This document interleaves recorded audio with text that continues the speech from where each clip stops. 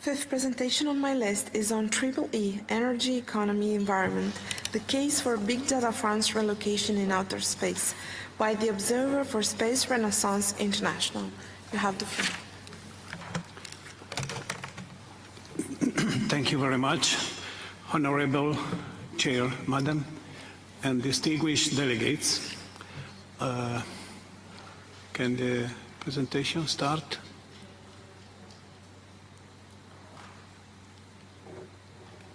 Okay, so this is called EE, Energy, Economy and Environment, because it's trying to look at the energy issue from a general 360 degrees point of view. Next slide, please. So raising energy demand and wars are sinking the green transition. The world primary energy demand is rising, and wars deter and absorb large public environments. The green transition is at a standstill and never started to work. The ongoing wars have deterred and absorbed a large portion of public investments. Oil and gas industry keeps on investing in hydrocarbons and only spend 1% in renewables. Oil groups have revised their decarbonization objectives downwards. The automotive sector's switch to electric cars is struggling to take off.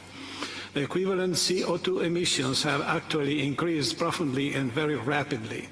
The transition phase has never really started to work, and the European Green Deal is a major program of austerities. The working classes and the production world are suffering the most. The ecological transition is a policy designed for times of peace, and war calls all this into question. Yet wars are not the sole cause of the standstill. Renewables are growing at high speed, which is good news, yet fossil fuels are not decreasing. We are witnessing a parallel process that makes useless the obtained efficiency advantages. The world's energy demand keeps on growing. There are now more sources to satisfy it, yet fossil and renewable sources altogether are not enough. A slow replacement of fossil fuels with renewables is possible, if and only if the global energy demand decreases, and this is not just a question of wasteful usage.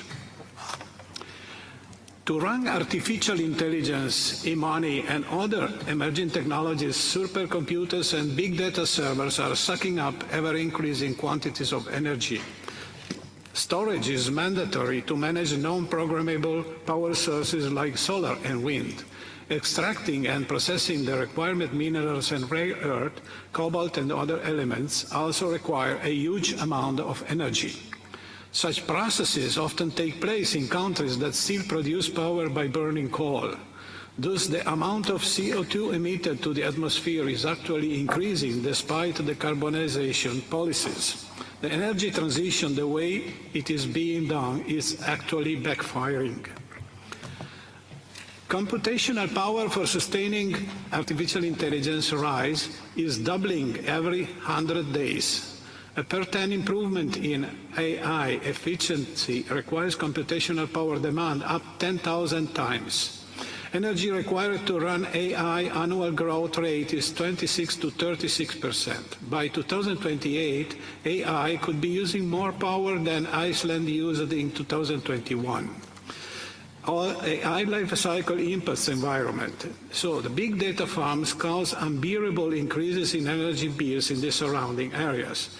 Maybe to move big data servers and AI supercomputers in orbital and moon data farms could be a solution. The global energy demand trend marks a meaningful change in growth rate at the birth of emerging techs.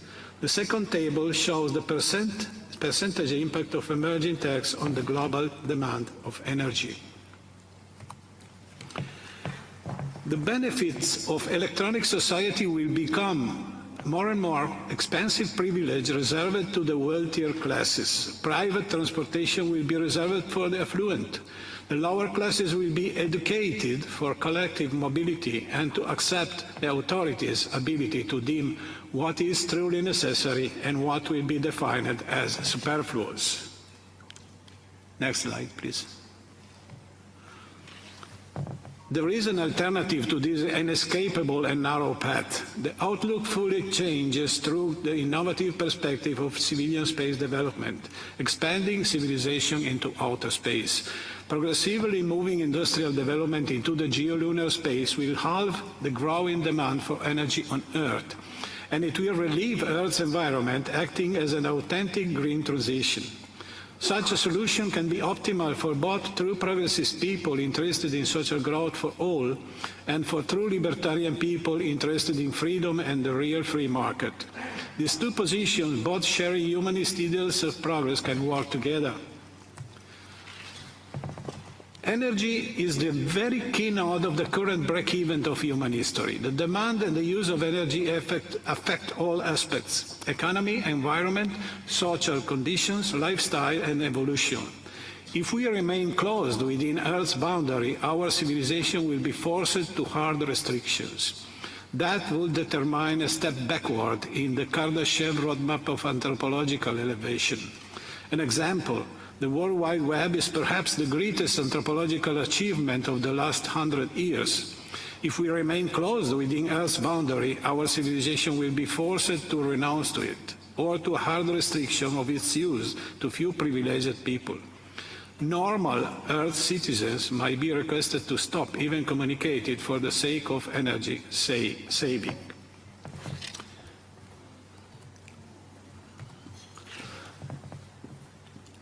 The gap between electricity supply and demand in 2030 is a quick ramping value, as shown by this table. So, a space transition is needed. The green transition has failed. Renewables are growing, yet fossil sources are growing as well. Together, the two of them cannot pair with the increasing demand for electrical energy supply. The green transition strategy was based on the assumption that energy demand would decrease. But the electrical energy demand caused by artificial intelligence, web communication, electronic money, electrical mobility, and big data servers are contradicting all of this and determine the failure of the green transition strategy. So a space transition is needed, moving industrial development to geolunar space, place big data farms in orbit, generate electrical power in space. The main stakeholders of big data to space, moving big data to space, the first beneficiary will be the green transition itself. Being fed by solar power directly in space, the huge energy demand of big data farms will be shifted out of planet Earth, as well as the heating directly dissipated in space. The social and economic growth, placing large servers and supercomputers in Earth orbit and on the Moon, will contribute to the energy balance on Earth, a key factor for sustainable social economic development on Earth and beyond. For Earth to support global agriculture and water supply, for crisis deployment and containment, and for mass education and governments. And 17 SDGs, the big data in space is ideal for the rapid and long-term implementation of the 17 SDGs, as it will allow many billions immediate access to well-designed pathways for problem-solving initiatives according to their needs, locations, and circumstances. Other benefits include the protection of human rights, and 100% inclusivity at various levels might be enhanced by big data space. Big data farms will also process data flow transmitted from Earth via mass communication and social media, information collected from civil society concerning crisis and 17 SDGs implementation. Integrated computational servers can collect and collate large quantities of data, analyze and then transmit responsive and optimal returns. The large capacity of space-based data servers could enhance many levels of global security, including illegal border traffic such as arms, drugs, etc. The easiest route for collaborative space-based data security under Outer Space Treaty provisions is via interchange and verification mechanism techniques used for global nuclear monitoring. The downtime of onboard computers is greatly reduced and transmission capacity is greatly enhanced. Big data banks can also be placed on the Moon and in the Lagrange points. Contributors will be large international research entities such as CERN or Jefferson Lab that may play a role in a broad collaboration environment for building a new big data space ecosystem, including contribution from commercial, organizational, and governmental entities. The space agencies of all countries might provide scientific and technological support. Private commercial companies will be highly interested to contribute. United Nations and UNOSA in particular might provide legal assistance for human rights, international collaboration and inclusivity purposes. And I think SDG Act might work as an harmonizing house in this capacity. Okay, so thanks you very much for your attention. Of course, SRI is ready to help in any aspects to support initiatives to move big data farms in space. Thank you very much. I thank the distinguished observer for Space Renaissance International for the presentation.